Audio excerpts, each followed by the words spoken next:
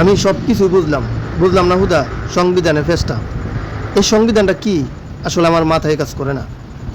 এই সংবিধান এটা করা দেব না, এটা করা দেব না, পরিবর্তন করা দেব না। তাহলে এই সংবিধান এই সংবিধানে কি করা দেব? এই সংবিধানও কি অপরাধীরা অপরাধ করবে এটা করা দেব? এই সংবিধানের দোহাই দিয়া অনেক কিছু পরিবর্তন করা থেকে বিরত রাখছে। যেমন বিচার ব্যবস্থা খুবই দুর্বল, খুবই ফালতু।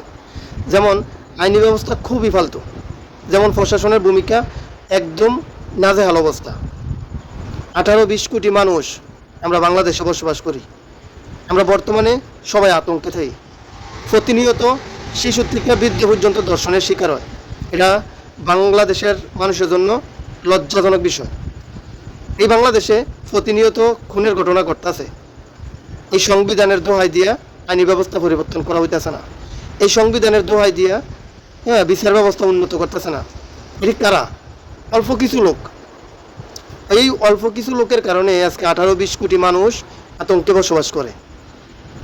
আপনি বাংলাদেশের সাধারণ যে কোনো একটা মানুষের জিজ্ঞেস করেন আপনি কেমন বাংলাদেশ দেখতেছেন, অবশ্যই তার উত্তরটা থাকবে এরকম যে আমি সুন্দর শান্তিতে বসবাস করতে চাই, সুন্দর বাংলাদেশ এবং শান্তিতে বাঁচতে চাই, এটাই কইব।